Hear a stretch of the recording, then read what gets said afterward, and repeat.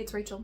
Welcome back. Today, we're doing a book haul. I don't usually do book hauls because, to be honest, I don't really buy that many books anymore. That kind of doesn't seem like that, but this is years and years and years of buying. And in general, this year, I haven't really been buying a lot for myself. It's been not the most fabulous financial year in the world. So, I decided, to splurge a little bit on myself because Book Outlet was having that really cool Black Friday deal where it's like $6 hardcovers. And I was like, you know what?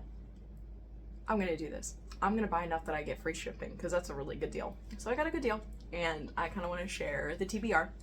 The first one that I'm gonna share with you guys though, I did not get in the Book Outlet sale. This is my most anticipated release of the decade, if we're being quite honest. But it's Absolution by Jeff Vandermeer. This is the fourth book. It's like 10 years in the making, okay? The fourth book of his Area X Southern Reach series, which is basically about, it's like an environmental science fiction horror type thing. There is this pristine wilderness of an area, like a lot of people that go in either don't come out or they come out totally different. Everything that's inside there is, it's just not normal nature stuff happening in there. You get into throughout the series not just this really strange area where things are metamorphosizing and things are changing and, you know, people are going on these deadly expeditions into it, but also you have some information about the organization that is sending expedition teams out there in the first place and how corrupted and kind of weird they are and how they work and how they're using literal hypnosis on their, you know, teams of biologists and such and, you know, other people that go out there. It's really unique. There's nothing else like it. It's definitely, here's the thing, I gave the first one 5 out of 5 stars. I gave the second one a 3, the third one a 5. I'm hoping that this one is still like up there because I've been looking forward to it for such a long time. It sounds like we get some more answers in this one, so I'm so pumped about it. And it looks really cool, guys. I mean, check this out.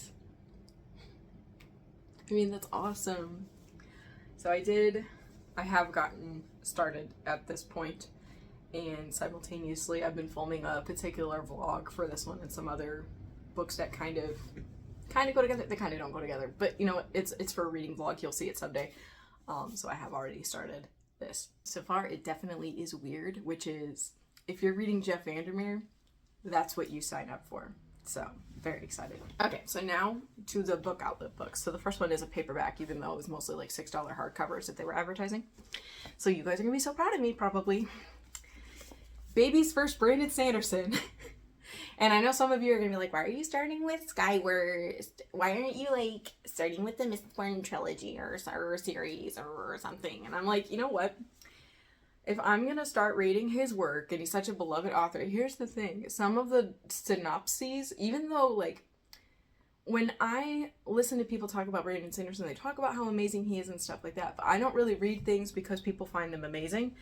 I read them because I think that I would like the synopsis. And this is the one that I thought I would like the most out of everything. So it's a science fiction. It is young adult. It's about this girl who is living on some planet and it's getting attacked by like these alien starships, and this girl wants to become a pilot, and I'm assuming that she's going to be an important person in fighting back. That's just kind of my assumption. So yeah, I'm very excited to try this. I really hope I like it because I know that Brandon Sanderson is just so beloved. I'm hoping I have a good experience, and then if I do, I'll continue the series. So that's exciting. Okay, the next one. Look at how beautiful this is. First of all, this is The Mirror Season by the ever underrated Anna Marie McElmore. And McElmore, they are this just amazing magical realism author. So their book When the Moon Was Ours is one of my favorites of all time. I never see anybody talking about it. It is so beautiful that they ended up being put onto my auto buy list. So, and I did just misgender them just now. At first, when I first discovered their books, they were using she, her pronouns. Now they use they, them. So I mess up a little bit once in a while, but I remember. most of the time.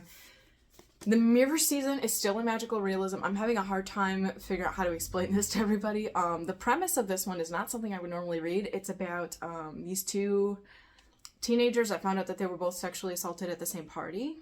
And normally I don't read about that particular topic. And I feel like every time I say that, people are like, oh no, something happened. Nothing happened like that to me. I don't like reading about that topic. It bothers me. I think I go into this thing when I read about essay. I know a lot of people who have been. And so when I do read stuff like this, it does feel kind of personal, and it does make me feel just really ticked off and upset. But the thing is, I know that Anna Marie is an assault survivor, if I'm not mistaken. I'm sure that she would write about this topic very sensitively. I don't think that it would be like, I'm assuming, it's also written for teenagers. I highly doubt it's super graphic. Let me look at the description because I don't really remember how the magical realism elements work here. And Anna Marie, they just do magical realism well. Like, I don't always like magical realism. I love how they do it. So let's take a look. So Graciela Cristales, I think that's how you say her name. Her whole world changes after she and a boy she barely knows are assaulted at the same party. She loses her gift for making enchanted pan de leche. Neighborhood trees vanish overnight, while mirrored glass appears, bringing reckless magic with it. And Ciela is haunted by what happened to her and what happened to the boy whose name she never learned. But when the boy Locke shows up at Ciela's school, he has no memory of that night and no clue that a single piece of mirrored glass is tearing his life apart. Ciela decides to help him, which means hiding the truth about that night, because Ciela knows who assaulted her and him. And she knows that their survival depends on no one finding out what really happened. And so I think we can infer at this point that even though it talks about like how they're never going to talk about it, I feel like the turning point is that they're going to have to say something at some point, right? But yeah, as you could tell just from the description, it just sounds really beautiful, like the metaphorical approach and the magical realism approach she's going to take. Like when the moon was ours, I mean, there's a girl who has flowers growing out of her wrist. There's these witches in town that want to use them against her for weird magic. Like, it's just really unique, and I love that about their work. I've read a couple of their other things. I never liked them as much as When the Moon Was Ours. I'm hoping that this one will be another like big win for me. Just based off the description, it really sounds like I will love it. Okay, so next, this one is kind of random. It's a nonfiction, and it was originally recommended to me by a colleague because we live in Ohio, and that's where the opioid crisis kind of got started in the United States. And so obviously it's been this thing that's always impacted our community. And so she recommended this book called Dreamland by Sam Quinones. And it's basically a history of how the opioid crisis started in the United States. So this one is not very long. So this book is generally quite big. And I've seen it before, and I believe the font size, if I remember, was even like mega small. This is much better because this is actually the young adult adaptation, and I didn't know that this existed. And the reason why I wanted to buy it though is because I struggle to find nonfiction that my students will enjoy.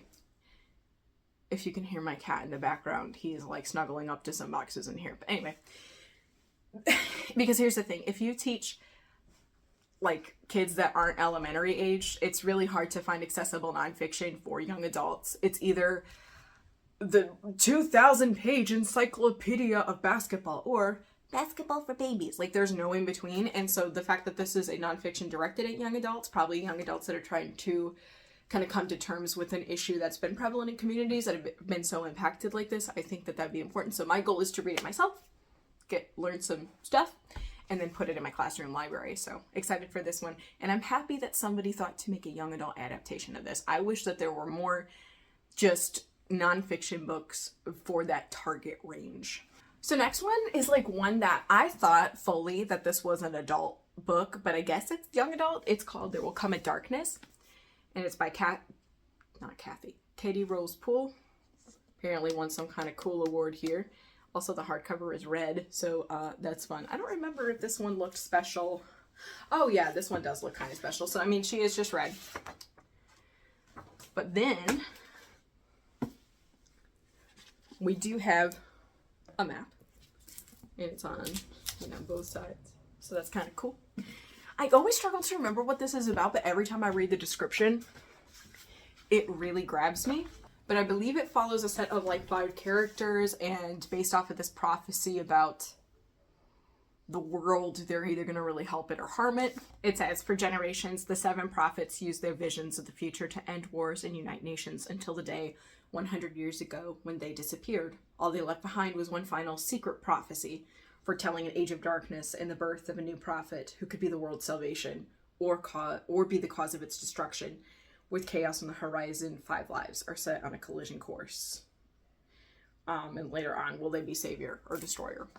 I don't know. I thought that this looked fun. I haven't been reading a lot of series other than like really like hard sci-fi, like 3 Body Problem, Annihilation books, stuff like that. So I was definitely interested in this for that reason. I hope I really like it.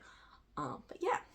The next one. This is kind of embarrassing that I've only read 1 book by Silvia Moreno Garcia, and it was Mexican Gothic, which I freaking loved. But I finally got The Daughter of Dr Moro, and this is just, look at it. It's such a beautiful looking book. I think all of her covers look really impressive to me, just as a side note. And I know that this is like a tie to the book The Island of Dr. Moreau. I am not familiar with that. I really don't know anything about it. All I know about this book is it follows this mad scientist, Dr. Moreau, and it follows his daughter and some of the experiences that she is having.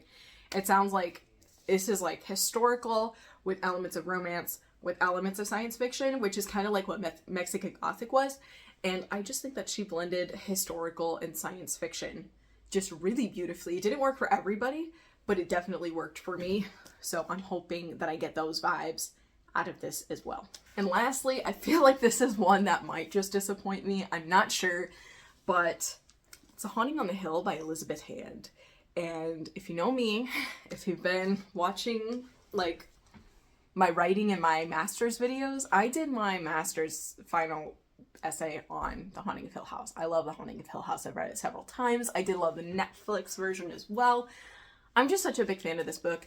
And this one, it's the first time that like Shirley Jackson's estate has given an author permission to write a sequel of sorts about Hill House. And that's what this is. So it's about a different character going into Hill House, having experiences. And personally, I feel like when I first read about this, my expectations were definitely like low. Like, this is going to be fun. Like, I'm going to just have fun returning to this world and seeing a different author's perspective on Hill House and what this house could mean to people that visit it. And I don't know, I think I'm getting a little bit scared because the Goodreads reviews are like not great. It's got like a 3.3 if I'm not mistaken.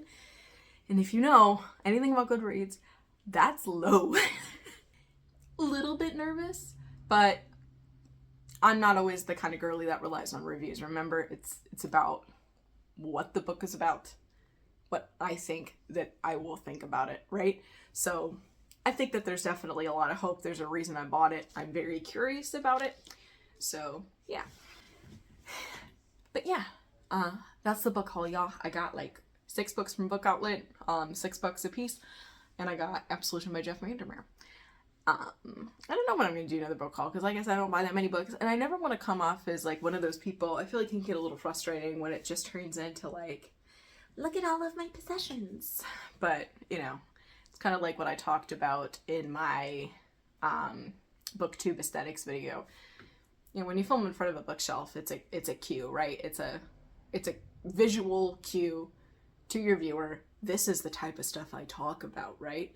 But then also, I think Ariel Bissett made a video a long time ago, and she kind of talked about, I think it was her, she talked about how book hauls are interesting because it shows us what people buy and what people hope to read, but that doesn't necessarily mean that they get to it in a timely manner or ever. And I'm the type of person, I do like to read every single book that I buy. I tend to not, like, I don't buy that many, so it's easy for me to catch back up if I fall behind for the most part. But like, just because I really anticipate some of these books doesn't mean I'm going to get to them right away. Like, sometimes just life happens or you get distracted, so I think it's kind of interesting to see what kind of books people like to collect. Alright everybody, thank you so much for watching. I hope you enjoyed. If you've read any of these, let me know in the comments. If you're curious about them, let me know. And I'll see you next time. Bye!